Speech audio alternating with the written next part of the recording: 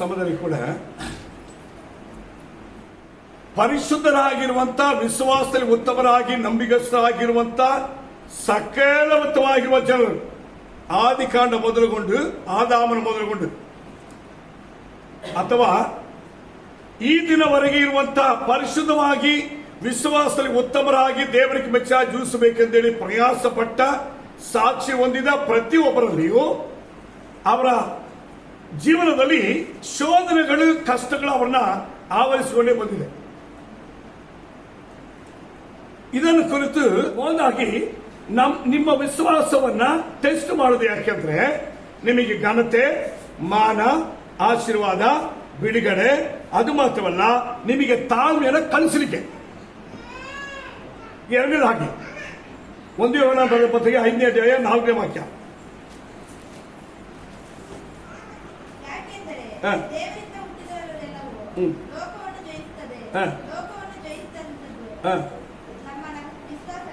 ಅಂದ್ರೆ ನಿಮ್ಮ ವಿಶ್ವಾಸದಲ್ಲಿ ಒಂದು ಲೋಕವನ್ನೇ ಗೆಲ್ಲುವಂತ ಶಕ್ತಿ ನಿಮಗಿದೆ ಎಂಬುದು ತೋರಿಸೋಣಕ್ಕೆ. ಅಯ್ಯೋ ನನಗೆ ವಿಶ್ವಾಸ ಇಲ್ಲ,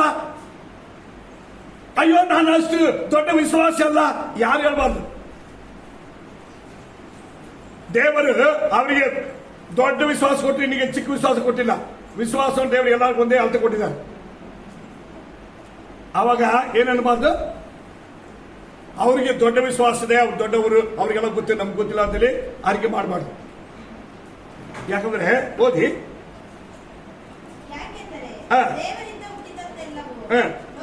ನೋಡಿ, ದೇವರಿಂದ ಹುಟ್ಟಿದ ನೀವೆಲ್ಲರೂ, ದೇವರಿಂದ ದೇವರ ಮಕ್ಕಳೆಂಬುದಾಗಿ ಕರೆಯಲ್ಪಟ್ಟ ನೀವೆಲ್ಲರೂ ಲೋಕವನ್ನು ಜಯಿಸುವಂತ ವಿಶ್ವಾಸ ಶಕ್ತಿ ಇರುವವರು. ನೀವು ದೇವರ ಮಗಳು ಅಂತ ಹೇಳ್ತೀರಲ್ಲ, ನಿಮ್ಮ ವಿಶ್ವಾಸದಲ್ಲಿ ಈ ಲೋಕದಲ್ಲಿ ಎಷ್ಟು ಶೋಧನೆ ಬಂದರೂ ಕೂಡ ಅದನ್ನು ಗೆಲ್ಲುವಂತ ವಿಶ್ವಾಸ ಶಕ್ತಿ ದೇವರು ನಿಮಗೆ ಕೊಟ್ಟಿದ್ದಾರೆ. ಅದನ್ನು ನೀವು ಅರಿಬೇಕು, ಅರ್ಥ ಮಾಡಿಕೊಳ್ಬೇಕು, ತಿಳ್ಕೊಳ್ಬೇಕು, ಅದರಲ್ಲಿ ನಿಲ್ಲಬೇಕು. ಯಾಕಂದ್ರೆ ನಿಮ್ಮ ವಿಶ್ವಾಸವೇ ನಿಮಗೆ ಜಯ ಕೊಡೋದು, ದೇವರನ್ನು ದೃಢಪಡಿಸ್ತಾರೆ. ಆದರೆ ನೀವು ಅಂದ್ಕೋಬೇಕು, ನನ್ನ ವಿಶ್ವಾಸದ ಮಾಡೋ ಪ್ರಾರ್ಥನೆ, ನಾನು ನನ್ನ ಮನೆಯಲ್ಲಿ ಮಾಡೋ ಪ್ರಾರ್ಥನೆ, ನಾನು ನನ್ನ ಸಭೆಯಲ್ಲಿ ಮಾಡೋ ಪ್ರಾರ್ಥನೆ, ನನಗಾಗಿ ನನ್ನ ಸೇವೆ ಮಾಡೋ ಪ್ರಾರ್ಥನೆ ನನಗೆ ಅದ್ಭುತ ಕಾರ್ಯವಾಗುತ್ತೆ, ನನಗೆ ಬಿಡುಗಡೆ ಆಗುತ್ತೆ, ನಾನು ಸಕಲವನ್ನ ಗೆಲ್ಲುತ್ತೀನಿ ಎಂಬುದಾಗಿ ನಿಮ್ಮ ವಿಶ್ವಾಸವನ್ನು ಕಟ್ಟಿ ನಿಲ್ಲಿಸಬೇಕು. ಸರಿ, ನೆಕ್ಸ್ಟ್ ಇಬ್ರಾಹಿಂ ಬರೆದ ಪತ್ರಿಕೆ 3ನೇ ಅಧ್ಯಾಯ 14ನೇ ವಾಕ್ಯ. ನೋಡಿ, ನೀವು ಪ್ರಾರಂಭದಲ್ಲಿ ಇರುವಂತ ನಿಮ್ಮ ವಿಶ್ವಾಸವನ್ನು ಕಡೆ ಪರ್ಯಂತವು ದೃಢವಾಗಿ ಹಿಡಿದುಕೊಂಡಿದ್ದರೆ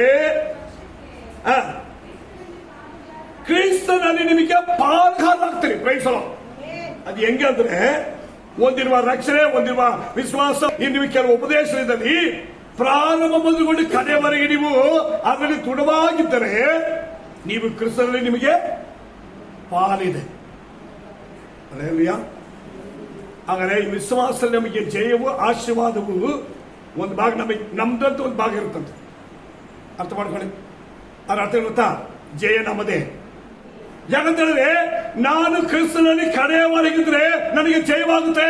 ಒಂದು ಆರಾಧನೆ ಆಗಲಿ, ಒಂದು ಪ್ರಾರ್ಥನೆ ಆಗಲಿ, ಒಂದು ಉಪವಾಸವಾಗಲಿ, ಅದರಲ್ಲಿ ಪ್ರಾರಂಭದಿಂದ ಕಡೆಯವರೆಗೆ ನಾವು ನಿಂತು ಅದ್ರ ಬರುವ ಆಶೀರ್ವಾದ ಬಿಡುಗಡೆಯನ್ನ ನಾವು ನಮ್ಮ ಮನೆಗೆ ಕೊಂಡೊಯ್ಯಬೇಕು.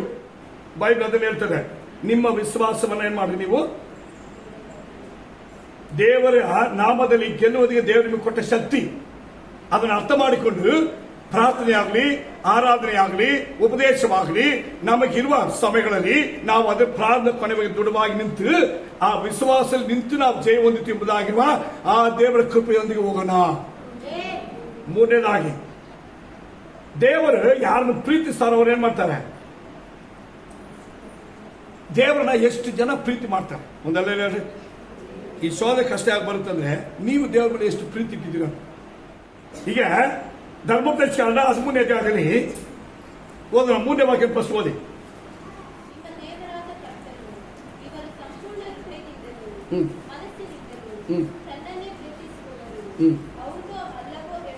ನೋಡಿ, ನೀವು ದೇವರನ್ನ ಪ್ರೀತಿಸುವರೋ ಇಲ್ವೋ ಎಂದು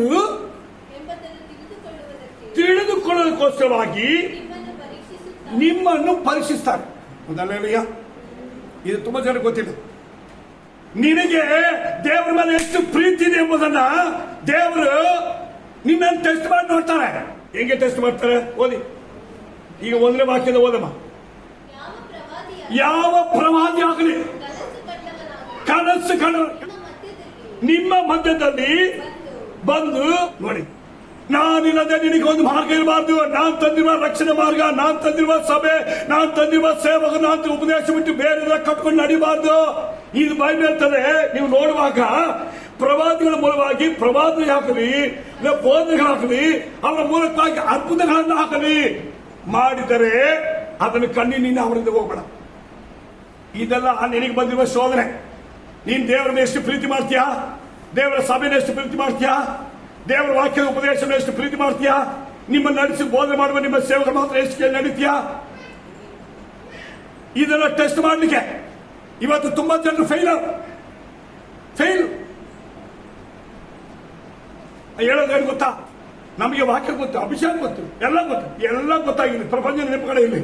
ನೀನ್ ದೇವರಿಗೂ, ದೇವರ ವಾಕ್ಯಕ್ಕೂ, ಸತ್ಯಕ್ಕೂ, ಸತ್ಯದ ಮಾರ್ಗಕ್ಕೂ, ರಕ್ಷಣೆಗೂ, ರಕ್ಷಣೆ ಮಾರ್ಗದಿಂದ ಒಬ್ಬರೇ ನಿಗತ್ತೆ. ಅಯ್ಯೋ, ಹಾಗಾದ್ರೆ ದೇವರು ನಮ್ಮನ್ನ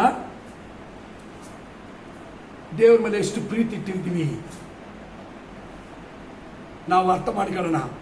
ದೇವರನ್ನು ಪ್ರೀತಿಟ್ಟವರು, ದೇವರನ್ನು ಪ್ರೀತಿಸುವವರು ದಾರಿ ತಪ್ಪಿ ನಡೆಯಲ್ಲ.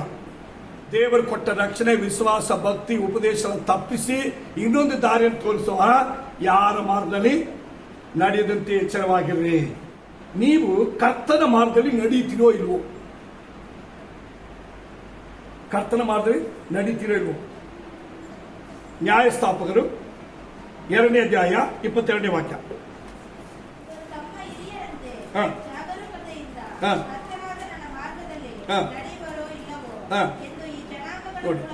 ಅಂದ್ರೆ ಇವರು ತಮ್ಮ ಪಿತೃಗಳಂತೆ ಕರ್ತನ ಮಾರ್ಗವನ್ನ ಗಮನಿಸಿ ಅವರು ನಡೀತಾರೋ ಇಲ್ಲವೋ ಎಂಬುದನ್ನು ಈ ಜನಾಂಗಗಳ ಮೂಲಕವಾಗಿ ಪರೀಕ್ಷೆ ಮಾಡ್ತೀರಿ. ಯಾರನ್ನ ಕಳಿಸಿ? ಜನರನ್ನ ಕಳಿಸಿ. ದೇವರು ಹೇಳ್ತಾರೆ, ಜನಾಂಗಗಳನ್ನ ನಿಮ್ಮ ಬಳಿಗೆ ಬರೋದೇನಿಗೆ ಗೊತ್ತಾ?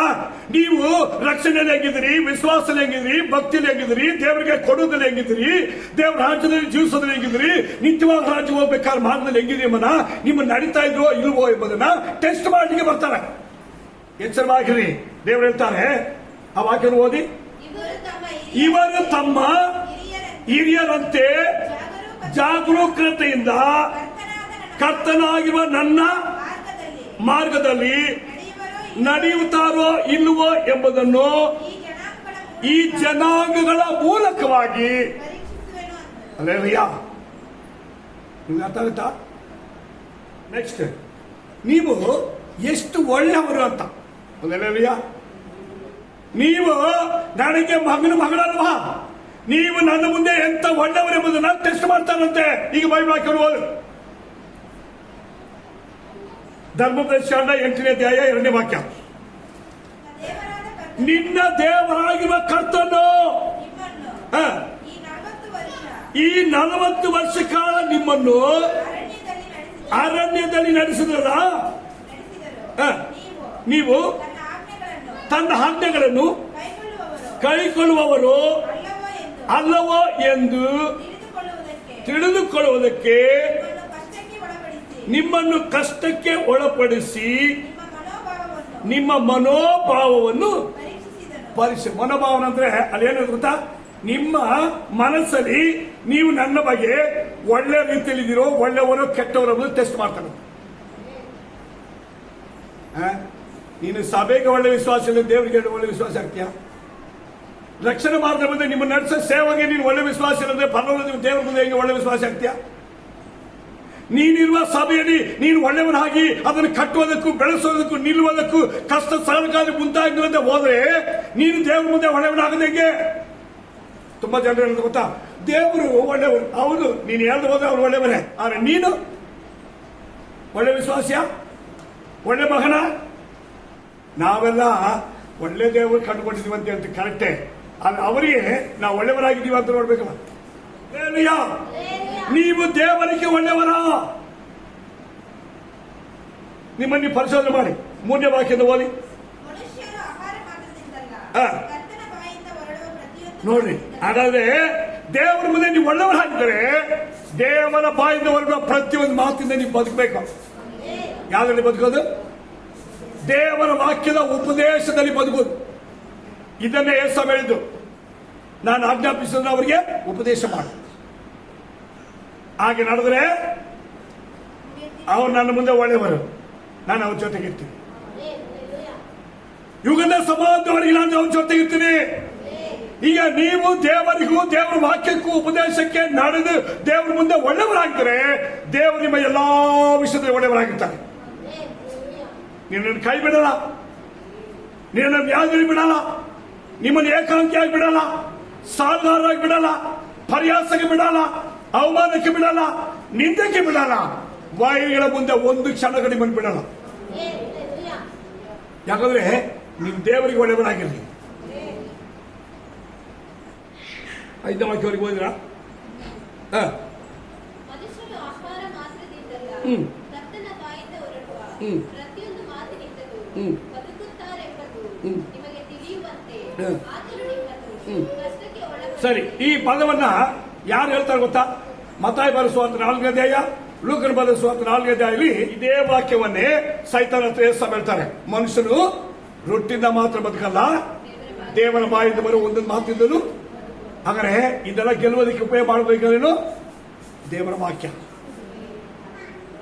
ಹಾಗಾದ್ರೆ ನೀವು ಒಳ್ಳೆಯವರು ಎಂಬುದನ್ನು ರೂಪಿಸೋದು ಹೆಂಗೆ? ದೇವರ ವಾಕ್ಯವನ್ನು ಎತ್ತಿ ಹಂಗಲ್ಲ ಹಿಂಗೆ ನಡಿಬೇಕೆಂಬುದಾಗಿ ತಿರುಗಿ ಆನ್ಸರ್ ಕೊಡಬೇಕು. ಪದವಿ ಬರುತ್ತೆ, ಹಣ ಬರುತ್ತೆ, ಜನ ಬರುತ್ತೆ, ಗುಂಪು ಬರುತ್ತೆ, ಹೆಸರು ಬರುತ್ತೆ, ಅಲ್ಲಿ ಹೋದ್ರೆ ಹಂಗ ಹಣ ಇಲ್ಲ ಹಣ, ಈ ರೀತಿಯಾಗಿ ಸೈತಾನ ಮರಣಕ್ಕೆ ಒಳಪಟ್ಟು ನಂಬಿಕೆ ಆಗಿರುವ ವಿಶ್ವಾಸದಿಂದ ಭ್ರಷ್ಟರಾಗಬೇಡ. ಆದರೆ ಇಸ್ರಾಯೇಲ್ ಜನರಿಗೆ ಯಾಕೆ ಶಿಕ್ಷೆ ಕೊಟ್ಟು ಗೊತ್ತಾ? ನಡೆಯದೆ ಹೋದಾಗ ಅವರಿಗೆಲ್ಲ ಶಿಕ್ಷೆ ಕೊಟ್ಟರಲ್ಲ. ನಾವು ಅರಿಬೇಕು, ನಾವು ದೇವರ ಮುಂದೆ ಒಳ್ಳೆಯವರಾಗಿರ್ಬೇಕಂತ. ಇನ್ನೊಂದು, ಕರ್ತನ ಮಾರ್ಗವನ್ನು ನಾವು ಅರಿತು ಕಾಯ್ದು ನಡೀತೀವೋ ಇಲ್ವೋ ಎಂಬುದನ್ನು ತಿಳ್ಕೊಳ್ಳಕ್ಕೆ 119ನೇ ಕೀರ್ತನೆ 67ನೇ ವಾಕ್ಯ ಒಬ್ಬರು ಓದಿ.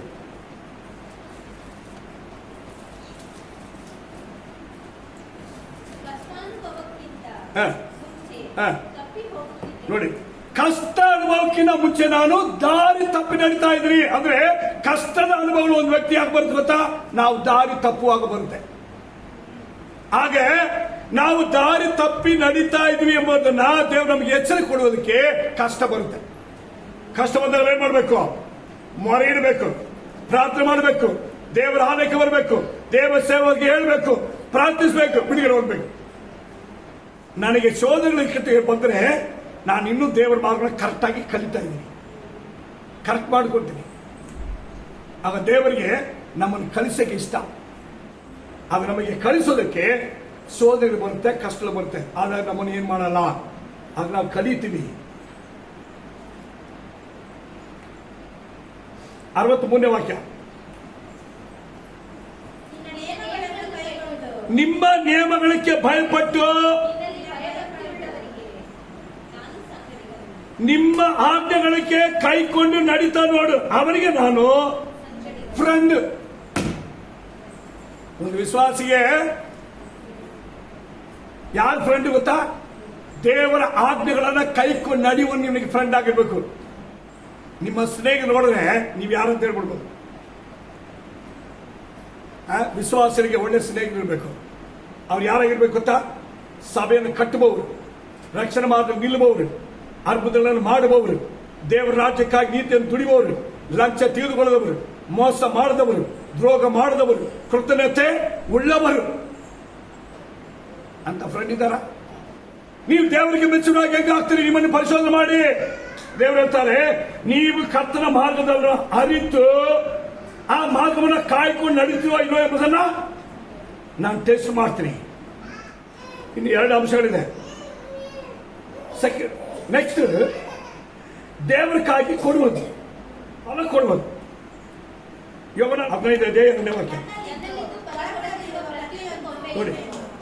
ನನ್ನಲ್ಲಿ ಇದ್ದುಕೊಂಡು ಫಲ ಕೊಡ್ಬೇಕು. ಪ್ರೈಸಲು ನನ್ನಲ್ಲಿ ಇದ್ದಂದ್ರೇನು? ನನ್ನ ಸಭೆಯಲ್ಲಿದ್ದು, ನನ್ನ ಉಪದೇಶದಲ್ಲಿದ್ದು, ನನ್ನ ರಕ್ಷಣೆಯ ಮಾರ್ಗದಲ್ಲಿ ಇದ್ದುಕೊಂಡು ಫಲ ಕೊಡ್ಬೇಕು. ಹಾಗಾದ್ರೆ ಫಲ ಎಲ್ಲಿ ಕೊಡೋದು? ಫಲ ಎಲ್ಲಿ ಕೊಡೋದಮ್ಮ? ಇದು ನೀವು ಅರಿಬೇಕಂದ್ರೆ ಫಲ ಕೊಡೋದ ಬಗ್ಗೆ ಅಲ್ಲಿ ಬರೆಯಲ್ಪಡ್ತದೆ. ಏನೇನು ಬರೆಯಲ್ಪಡ್ತದೆ ಗೊತ್ತಾ? ಓದೋಣ. 5ನೇ ವಾಕ್ಯ ಓದಿ. ನಾನೇ ದ್ರಾಕ್ಷ ಬಳ್ಳಿ, ನೀವು ಕೊಂಬೆಗಳು. ಆದರೆ ದ್ರಾಕ್ಷ ಬಳ್ಳಿ ಎಲ್ಲಿರುತ್ತೆ? ದ್ರಾಕ್ಷ ತೋಟದಲ್ಲಿ ಇರುತ್ತೆ. ಏನ್ ಸಹ ಹೇಳ್ತಾರೆ, ನಾನು ತೋಟದಲ್ಲಿದ್ದೀನಿ. ನಾನು ದೇವರ ಸಭೆಯ ಒಂದು ತೋಟ. ನಾನು ಸಭೆಯಲ್ಲಿ ಇದ್ದುಕೊಂಡು ನಾನು ಸಭೆಯಲ್ಲಿ ಬಳ್ಳಿಯಾಗಿರ್ತೀನಿ, ನೀವು ಕೊಂಬೆ ಹಾಕಿರಿ. ಆದ್ರೆ ದೇವರು ಹೇಳ್ತಾರೆ, ನೀವು ಕಣಿ ಫಲ ಕೊಡ್ಬೇಕಾಗಿರೋದು ಎಲ್ಲಿ ಅಂದ್ರೆ ನನ್ನ ಸಭೆ ಎಂಬ ತೋಟದಲ್ಲಿ ನಾನು ಇರುವಾಗ ನನ್ನಲ್ಲಿ ಇದ್ದುಕೊಂಡು ನೀನು ಫಲ ಕೊಡು. ಅದು ಹೇಳ್ತಾರೆ, ನೀವು ನನ್ನಲ್ಲಿಯೂ ನನ್ನ ವಾಕ್ಯವು ನಿಮ್ಮಲ್ಲಿ ನೆಲೆಕೊಂಡಿರ್ಬೇಕು. ಆಗ ನೀವು ನನ್ನಲ್ಲಿ ಇರ್ಬೇಕು. ಅಂದ್ರೆ ನಾನಿರುವ ತೋಟದಲ್ಲಿ, ನಾನು ಆ ತೋಟದಲ್ಲಿ ಬಳ್ಳಿ ಆಗಿರುವಾಗ ಆ ಬಳ್ಳಿಯಲ್ಲಿ ನೀವು ಕೊಂಬೆ ಆಗಿರ್ಬೇಕು. ಈ ಅನುಭವ ಇಲ್ಲದೆ ಹೋಗಿ ಫಲ ಕೊಟ್ರೆ ನಿನ್ನ ಫಲ ಯಾರಿಗೆ ಬೇಕು? ನೀವು ಪರಿಶೋಧನೆ ಮಾಡಿ, ನಿಮ್ಮ ಫಲ ಎಲ್ಲಿದೆ? ನೀವು ದೇವರಿಗೆ ಫಲ ಕೊಡ್ರಿ. 6ನೇ ವಾಕ್ಯ, ಯಾವನು ನನ್ನಲ್ಲಿ ನೆಲೆಗೊಂಡಿಲ್ವೋ ಅವನು ಆ ಕೊಂಬೆಯಂತೆ. ಅಲ್ಲೇಲೂಯಾ. ದೇವರನ್ನು ಎಲ್ಲಿ ಎತ್ತಾಕ್ತಾರೆ? ಅಂದ್ರೆ ದೇವರ ತೋಟವಾಗಿರುವ ಸಭೆಯಲ್ಲಿ ಬಳ್ಳಿಯಾಗಿರುವ ಕ್ರಿಸ್ತನೊಂದಿಗೆ ಸಭೆಯಲ್ಲಿ ನೆಲೆಕೊಂಡಿದ್ದು ಫಲ ಕೊಡದಿರುವ ಕೊಂಬೆಗಳನ್ನ ಕಡಿದು ಬೆಂಕಿ ಹಾಕ್ತಾರೆ. ಇದನ್ನೇ ಹೇಳಿದ್ರು ನಾನು. ದೇವರ ಸಭೆಗೂ ದೇವರ ನಾಮಕ್ಕೂ ದೇವರಿಟ್ಟು ನಮ್ಮನ್ನು ಫಲ ಕೊಟ್ಟು ಬೆಳೆದಕ್ಕೆ ದೇವರಿಟ್ಟರೆ, ಇಲ್ಲಿ ನಾವು ಫಲ ಕೊಟ್ಟು ನಿಂತು ಸಾಧಿಸಿಲ್ಲ ಅಂದ್ರೆ ಬೇರೆ ಎಲ್ಲಿ ಹೋದ್ರು ಸಿಕ್ಕೋದು ನಾಲ್ಕನೇ ಅಂತ. ಇದನ್ನು ಏಸು ಹೇಳಿದ. ಕೊಂಬೆ ಎಲ್ಲಿ ಹಾಕ್ಬೇಕು? ಹೊರಕ್ಕೆ ಬಿಸಾಡಲ್ಪಡ್ತದೆ. ಬಿಸಾಡಿ ಒಣಗಿ ಹೋಗುತ್ತೆ. ಒಣಗೋಗಿ ಏನ್ ಮಾಡ್ತದೆ? ಅಂತ ಕೊಂಬೆಗಳನ್ನ ತಗೊಂಡೋಗಿ ಬೆಂಕಿಯಲ್ಲಿ ಹಾಕ್ತಾರೆ. ಲಾಸ್ಟ್ ಎಲ್ಲಿ ಹೋಗ್ತದ? ನರಕಕ್ಕೆ ಹೋಗುತ್ತೆ. ನಾವು ಸ್ವಲ್ಪ ಯೋಚನೆ ಮಾಡೋಣ.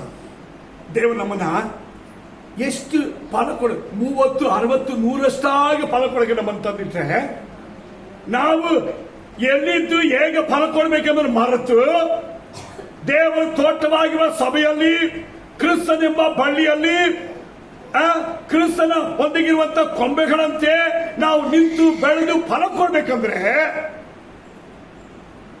ನಾವು ಇಲ್ಲಿ ನಿಂತು ಫಲ ಕೊಟ್ಟಿಲ್ಲ ಅಂತ ಇಟ್ಕೋ, ನೀವು ಯಾರೇ ಇರು ಕಡಿದು ಕೊಂಬೆಗಳನ್ನ ಹೊರಗೆ ಬಿಸಾಡಿ ಅದನ್ನ ಅಲ್ಲಿಂದ ತಗೊಂಡೋಗಿ ಬೆಂಕಿ ಆಗಿರುವ ನರಕಕ್ಕೆ ಹಾಕೋದು ಮಾತ್ರ ತಪ್ಪಲ್ಲ.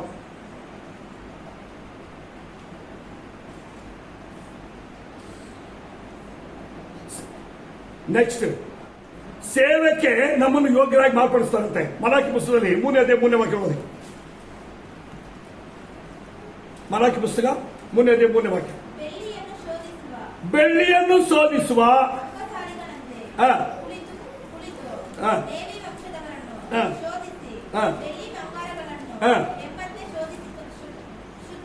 ಯಾರನ್ನ ಶೋಧನೆ ಮಾಡ್ತಾರಂತೆ? ಲೇವಿ ವಂಶ. ಲೇವಿ ವಂಶ ಎಂಬುದು ದೇವರ ಸೇವಕಕ್ಕಾಗಿ ನೇಮಿಸಲ್ಪಡುವ ವ್ಯಕ್ತಿಗಳು. ಅಂದ್ರೆ ಸೇವೆಯಲ್ಲಿ ಭಾಗಿಗಳಾಗಿ ಸೇವೆ ಮಾಡಬೇಕಂತ ಆಸಕ್ತಿ ಆಗಿರುವವನ್ನ ದೇವರು ಏನ್ ಮಾಡ್ತಾರೆ? ಫಸ್ಟ್ ಟೆಸ್ಟ್ ಮಾಡ್ತಾರೆ. ಎಲಿಸನಿಂದ ಸೇವಕರಾಗುವ ಒಬ್ಬನ ಬಂದ, ಅವನ ಹೆಸರು ಕೇಯಾಸಿ. ದೇವರನ್ನು ಟೆಸ್ಟ್ ಮಾಡಿದ್ರು. ಅವನಿಗೆ ಹಣ ಸಿಕ್ತು. ಹಿಂದ್ಗಡೆ ಹೋಗಿ ನಾಮನ್ ಜೊತೆ ಕುಷ್ಠರೋಗ ತಗೊಂಡ್ಬಂದು ಜೀವಿತ ಕಾಲವೆಲ್ಲ ಸೇವಕನಾಗಿರು ಕುಷ್ಠರೋಗಿ ಆಗಿದ್ದ. ಬೈಬಲ್ ಇದ್ದಾವ ಇರುತ್ತೆ. ದೇವರ ಸೇವೆ ಬಂದ್ರೆ ಗೊತ್ತಾ? ಟೆಸ್ಟ್ ಮಾಡಿ ನಾವು ಅದನ್ನು ಪಾಸ್ ಆಗಿ ಬೆಳೆಯುವ.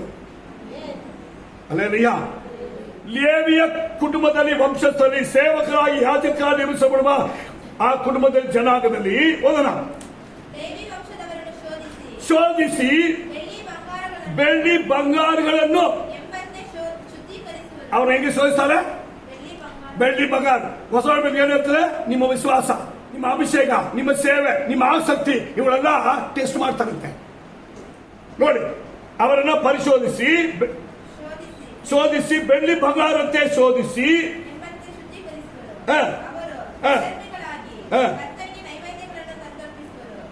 ಅವರು ಕರ್ತನಿಗೆ ನೈವೇದ್ಯಗಳನ್ನು ನೋಡಿ. ಹಾಗಾದ್ರೆ ಅವ್ರಿಗೆ ಸಭೆಯಲ್ಲಿ ಫಸ್ಟ್ ಹೇಗಿರ್ತಾರೆ, ನಾನು ಸೇವೆ ಮಾಡ್ಬೇಕಂದ್ರೆ ಕರ್ತನಿಗೆ ಉಪಯೋಗ ಇತ್ತು ಅಂದ್ರೆ ನನ್ನ ಸಭೆಗೆ ನಾನು ಕೊಡಬೇಕು, ನನ್ನ ಸಭೆಯಲ್ಲಿ ನನ್ನ ಪಾಲಿರಬೇಕು, ನಾನು ಅದರಲ್ಲಿ ದುಡಿಯುವಂತವನಾಗಿರ್ಬೇಕು. ಇದು ಬೈಬಲ್ ನಿಯಮ. ಹಾಗಾದ್ರೆ ಸೇವೆ ಮಾಡಬೇಕಂತ ಹೇಳುವಾಗ ಅವರಿಗೆ ಶೋಧನೆ ಇದೆ. ಅವ್ರು ಹೆಂಗೆ ಆರಾಧನೆಗೆ ಬರ್ತಾರೆ, ಅವ್ರು ಹೆಂಗೆ ಪಾಸ್ ಮಾತು ಕೇಳ್ತಾರೆ, ಅವ್ರು ಹೆಂಗೆ ಉಪದೇಶಗಳು ನಡೀತಾರೆ, ಸಭೆಯನ್ನ ಹೆಂಗೆ ಎತ್ತಿಡಿತಾರೆ, ಇದೆಲ್ಲ ಅವರಿಗೆ ಟೆಸ್ಟ್ ಮಾಡುವ ಶೋಧನೆ. ಇದಕ್ಕೆ ತುಂಬಾ ವಾಕ್ಯ ಇದೆ. ಪೌಲ ನೋಡಿ, ಪೌಲನಿಂದ ಸೇವಕರಾಗಿರೋರು ಎಂತವರಾಗಿರ್ತಾರೆ, ತಿಮೋಥೆ ಬರ್ತಾನೆ, ತಿಮೋಥೆಯಿಂದ ತೀತನು ಬರ್ತಾನೆ. ಇವೆಲ್ಲ ಯಾರು ಗೊತ್ತಾ? ಸಭೆಯನ್ನು ಕಟ್ಟುವವರು, ಅಪೊಸ್ತಲ ಉಪದೇಶ ಕೇಳುವವರು, ಸೇವಕರ ಮಾತು ಮೀರಿದವರು, ಸಭೆಯಲ್ಲಿ ನಂಬಿಕೆಸಾಗಿರುವವರು, ಅವರ ವಿಶ್ವಾಸವನ್ನು ಕುರಿತು ಸಭೆಯಲ್ಲಿ ಅದ್ಭುತವಾಗಿರುವ ಸಾಕ್ಷಿ. ಇವತ್ತು ಸೇವೆ ಮಾಡೋಕ್ಕಿಂತ ಸಾಕ್ಷಿ ಇದೆಯಾ? ಪ್ರಕಟಣೆ ಪುಸ್ತಕ 2:20 ವಾಕ್ಯ. ಯಾರಿಗೆ ಹೇಳೋದಿದ್ರು? ಸಭೆಗೆ ಹೇಳೋದು. ನಿನಗೆ ಸಂಭವಿಸಕ್ಕಿರುವ ಕಷ್ಟವನ್ನು ಕುರಿತು ಬಾಧೆಗಳ ಕುರಿತು ಎಲ್ಲ ಬೇಡ. ಈಗ ನೀವು ನೋಡಿ, ನಿಮ್ಮನ್ನ ದುಷ್ಪ್ರೇರಣಕ್ಕೆ ಒಳಪಡಿಸುವಂತೆ, ನಿಮ್ಮನ್ನು ಒಳಗಾಗುವಂತೆ ನಿಮ್ಮಲ್ಲಿ ಸೈತಾನ ಏನ್ ಮಾಡ್ತಾನೆ? ಕೆಲವರನ್ನ ಅಲ್ಲೇಲೂಯಾ ಸೆರೆಮನೆ ಏನ್ ಗೊತ್ತಾ? ಬಾಂಡೇಜ್, ಕಟ್ಟಲ್ಪಟ್ಟಿರೋದು. ಯಾರಿಂದ? ಸ್ನೇಹಿತರಿಂದ ಕಟ್ಟಲ್ಪಟ್ಟಿರೋದು, ಹಣದಿಂದ ಕಟ್ಟಲ್ಪಟ್ಟಿರೋದು, ನೆಂಟರಿಂದ ಕಟ್ಟಲ್ಪಟ್ಟಿರೋದು, ಅವರವರಿಗೆ ಏನೋ ವಿಷಯದಿಂದ ಕಟ್ಟಲ್ಪಟ್ಟಿರೋದು. ಬಾಂಡೇಜ್ ಅದು ಅವರವರಿಗೆ ಗೊತ್ತು. ಇದೆಲ್ಲ ಕೊಟ್ಟು ಮತ್ತು 10 ದಿವಸದೊಳಗೆ ನಿಮಗೆ ಉಪದ್ರ ಬರುತ್ತೆ, ಕಷ್ಟ ಬರುತ್ತೆ. ಆದರೆ ನೀನು ಅಲ್ಲಿ ಸಾಯಬೇಕಾದ್ರೆ ಕೂಡ ಎದುರು ಬೇಡ. ಅದರ ನಿಮಿತ್ತವಾಗಿ ನನಗೆ ಸಾವೇ ಬನ್ನಿ, ನಷ್ಟವೇ ಬನ್ನಿ ಅಂತ ಕೂಡ ಎದುರು ಬೇಡ. ಯಾಕೆ ಗೊತ್ತಾ? ನಿನ್ನ ಜೀವವು ಯೇಸುವಿನ ಕೈನಲ್ಲಿದೆ. ಆ ವಾಕ್ಯ ಓದಿ. ನೀನು ಸಾಯಬೇಕಾದ್ರೂ ನಂಬಿಕಸ್ಥ ಆಗು, ನಾನು ನಿನಗೆ ಜೀವ ಎಂಬ ಜಯಮಾನ ಜೀವ ಕಿರೀಟವನ್ನು ಕೊಡ್ತೀನಿ. ಯಾರು ಕೊಡೋದು ಜೀವ ಕಿರೀಟ? ಈಗ ಇಂಥದ್ರೆಲ್ಲ ಸಿಕ್ಕಿಕೊಳ್ಳದೆ ಸಾಯುವಕ್ಕೂ ರೆಡಿ ಆಗಿದ್ದು ಅವರನ್ನ ಮರಣದ ದೇವರು ತಪ್ಪಿಸಿ ಕಡೆಯವರೆಗೆ ದೃಢವಾಗಿರ್ತಾರೆ ನೋಡಿ, ಇವರಿಗೆ ಜೀವ ಕಿರೀಟ. ಕಷ್ಟವು, ಶೋಧನೆಗಳು, ಇಕ್ಕಟ್ಟುಗಳ ಮಧ್ಯದಲ್ಲಿ ಮರಣವಾಗಲಿ ಜೀವವಾಗಲಿ ನನಗೆ ಯೇಸು ಸಾಕು, ದೇವರ ಸಭೆ ಸಾಕು, ದೇವರು ಕೊಟ್ಟ ರಕ್ಷಣೆ ಸಾಕು, ದೇವರ ನಾಮದ ನನಗಿರುವ ಆಶೀರ್ವಾದ ಸಾಕು ಎಂಬುದಾಗಿ ನಿಲ್ಲಿ. ದೇವರವರಿಗೆ ಏನೇನು ಇಟ್ಟಿದ್ದಾರೆ? ಬಿಡುಗಡೆ ಇಟ್ಟಿದ್ದಾರೆ, ಆಶೀರ್ವಾದ ಇಟ್ಟಿದ್ದಾರೆ, ಆರೋಗ್ಯ ಇಟ್ಟಿದ್ದಾರೆ, ವೈರಿಗಳ ಮುಂದೆ ಔತಣ ಇಟ್ಟಿದ್ದಾರೆ, ಕಡೆಗೆ ವ್ಯಾಧಿಯಿಂದ ಬಿಡುಗಡೆ ಇಟ್ಟಿದ್ದಾರೆ, ಮರಣದಿಂದ ಜೀವ ಇಟ್ಟಿದ್ದಾರೆ. ಈ ಶೋಧನೆ ಕಷ್ಟಗಳು ನಮಗೆ ಬರುವಾಗ ನಾವು ದೇವರನ್ನು ಎಷ್ಟು ಪ್ರೀತಿ ಮಾಡ್ತೀವಿ ಎಂಬುದನ್ನು ನಮ್ಮನ್ನು ಟೆಸ್ಟ್ ಮಾಡ್ತಾರೆ. ನಮ್ಮ ವಿಶ್ವಾಸವನ್ನು ಟೆಸ್ಟ್ ಮಾಡ್ತಾರೆ. ನಾವು ದೇವರಲ್ಲಿ, ದೇವರ ಸಭೆಯಲ್ಲಿ ಹೆಂಗೆ ಉತ್ತಮರಾಗಿದ್ದೀವಿ ಎಂಬುದಾಗಿ ಟೆಸ್ಟ್ ಮಾಡ್ತಾರೆ. ನಾವು ದೇವರ ಸಭೆಯಲ್ಲಿ ಹೆಂಗೆ ಕೊಡುವರಾಗಿರ್ತೀವಿ ಎಂಬುದನ್ನು ಟೆಸ್ಟ್ ಮಾಡ್ತಾರೆ. ನಾವು ದೇವರ ಸಭೆಯಲ್ಲಿ ಕರ್ತನ ದೇಹ ರಕ್ತಕ್ಕೆ ದ್ರೋಹ ಮಾಡದಂತೆ, ಕರ್ತನ ಭೋಜನತೆ ಸಭೆಯಿಂದ ಐಕ್ಯತೆಯಲ್ಲಿ ನಾವು ಹೆಂಗಿದ್ವಿ ಎಂಬುದಾಗಿ ಟೆಸ್ಟ್ ಮಾಡ್ತಾರೆ. ಇದು ಎಲ್ಲವೂ ನಮ್ಮ ಸುತ್ತಲೂ ಕಾಣುವುದು ಶೋಧನೆ ಮೂಲಕವಾಗಿ ದೇವರು ನಮ್ಮನ್ನು ಟೆಸ್ಟ್ ಮಾಡ್ತಾರೆ. ಎದುರು ಬೇಡ. ಬಿಡುಗಡೆ ಮಾಡಲಿಕ್ಕೆ ಅವರೇ ಇದ್ದಾರೆ, ಸಹಾಯ ಮಾಡಲಿಕ್ಕೆ ಅವರೇ ಇದ್ದಾರೆ, ಗುಣ ಮಾಡಲಿಕ್ಕೆ ಅವರೇ ಇದ್ದಾರೆ, ಕಾರ್ಯ ಬಿಡಿದು ಮೇಲೆ ಕೆತ್ತಕ್ಕೆ ಅವರೇ ಇದ್ದಾರೆ. ಇವತ್ತು ನಾವು ಪರಿಶೋಧನೆ ಮಾಡೋಣ, ನಮ್ಮನ್ನು ನಾವು ಸಮರ್ಪಿಸೋಣ. ನಾವು ದೇವರ ಮುಂದೆ ನಂಬಿಕೆ ಸಾಗಿ ಉತ್ತಮನಾಗಿ ಹೆಂಗಿದ್ದೀವಿ ನಮ್ಮನ್ನು ಪರಿಶೋಧನೆ ಮಾಡೋಣ. ಯೇಸು ಬರುವಾಗ ಆತನ ಮುಂದೆ ನಾವು ನಿಲ್ಲುವುದಕ್ಕೂ, ಆತನ ರಾಜ್ಯವು ನೀತಿಯನ್ನ ಅನುಸರಿಸುವುದಕ್ಕೂ, ದೇವ ನಮ್ಮನ್ನು ಪ್ರತ್ಯೇಕಿಸಬಾರದ ಜನಾಂಗವಾಗಿ ಕರೆದಿರುವ ಆತನು ನಮ್ಮನ್ನು ಈ ಭೂಮಿಯಲ್ಲಿ ಆತನಿಗೆ ಮೆಚ್ಚಿದಾಗಿರುವ ಜನಾಂಗವಾಗಿ ನಮ್ಮನ್ನು ಆದುಕೊಂಡಿದ್ದಾರಲ್ಲ, ಸುಮ್ಮನೆ ಅಲ್ಲ. ನಿನ್ನ ಕಣ್ಣೀರಿಗೆ ಲೆಕ್ಕ ಇದೆ, ನಿನ್ನ ಪರಿಹಾಸ ಮಾಡುವವರ ಮುಂದೆ ಲೆಕ್ಕ ಇದೆ, ನಿನ್ನ ತಳ್ಳುವವರ ಮುಂದೆ ಲೆಕ್ಕ ಇದೆ. ನಿಮಗೆ ವಿರುದ್ಧವಾಗಿ ಹೇಳುವ ವೈರಿಗಳ ದುಷ್ಟರ ಶಕ್ತಿ ಮೇಲೆ ಒಂದು ತೀರ್ಪಿದೆ. ದೇವರು ನಿನ್ನನ್ನು ಕೈ ಬಿಡಲ್ಲ. ನಿಮ್ಮನ್ನು ಮೋಸಗೊಳಿಸುವವರು, ನಿಮ್ಮನ್ನು ವಂಚಿಸುವವರು, ನಿಮಗೆ ದ್ರೋಹ ಮಾಡುವವರ ಮಧ್ಯದಿಂದ ದೇವರು ನಿಮ್ಮನ್ನು ಕೈ ಬಿಡುವುದಿಲ್ಲ. ನಿಮ್ಮನ್ನು ಕರಬಿಡಿದು ಎಬ್ಬಿಸಿ ಅದ್ಭುತ ಕಾರ್ಯ ಮಾಡೋದಕ್ಕೆ ಸಮರ್ಥರಾಗಿದ್ದಾರೆ. ಗ್ಲೋರಿ. ಭೂಪರಲೋಕದ ಒಡೆಯಾಗಿ ಸರ್ವಶಕ್ತ ದೇವರೇ, ಈ ಒಳ್ಳೆ ಸಮಯಕ್ಕಾಗಿ ಸ್ತೋತ್ರಯ್ಯ. ಈ ವಾಕ್ಯವನ್ನು ಕೇಳಿದ ನಿನ್ನ ಮಕ್ಕಳು ಒಬ್ಬೊಬ್ಬರನ್ನ ಪಾನಿ ಶುದ್ಧೀಕರಿಸ ರಾಜ. ಅದ್ಭುತದಲ್ಲಿ ಕಾಣುವುದಕ್ಕೆ ಸಹಾಯ ಮಾಡಯ್ಯ. ವೈರಿಗಳ ಮುಂದೆ ಔತಣವನ್ನು ಸಿದ್ಧ ಮಾಡಯ್ಯ. ಒಬ್ಬೊಬ್ಬರನ್ನ ಎಬ್ಬಿಸು ರಾಜ, ಒಬ್ಬೊಬ್ಬರನ್ನು ಬಲಪಡಿಸು ರಾಜ. ಪ್ರಾರ್ಥನೆ ಬಿದ್ದಿರೋ ಮಕ್ಕಳನ್ನು ಎಬ್ಬಿಸು, ಸಾಲದ ಕಸದ ಮಕ್ಕಳನ್ನು ಎಬ್ಬಿಸು. ವ್ಯಾಧಿಯ ಶೋಧನೆ ಹೋರಾಟ ಬಂದಿರಪ್ಪ, ನೀವು ಗುಣಪಡಿಸು ರಾಜ. ನಿನ್ನ ಸಭೆಯನ್ನ ನಿನ್ನ ರಾಜ್ಯವನ್ನ ವಂಚಿಸಿ ಮೋಸಗೊಳಿಸದಂತೆ ಒಬ್ಬರನ್ನಪ್ಪ ಎಚ್ಚರಿಸುವರಾಗದೇವ್ರೆ. ನಿನ್ನ ಬಲದಲ್ಲಿ ತುಂಬಿಸು. ಬಲಗಿನ ಬಿಟ್ಟೋಗಲಿ, ಕಷ್ಟಗಳು ಬಿಟ್ಟೋಗಲಿ, ಶೋಧನೆಗಳು ಬಿಟ್ಟೋಗಲಿ. ಅದ್ಭುತ ಕಾರ್ಯಗಳಿನ ನಾಮದಲ್ಲಿ ಉಂಟಾಗಲಿ ರಾಜ. ಮಗತ್ತೊಳ ಕಾರ್ಯ ಮಾಡು. ನಿನ್ನ ಪಾದಗಳಲ್ಲಿ ಸಮರ್ಪಿಸ್ತೇನೆ ರಾಜ, ಯೇಸು ನಾಮದಲ್ಲಿ ತಂದೆ. ಆಮೇನ್ ಆಮೇನ್.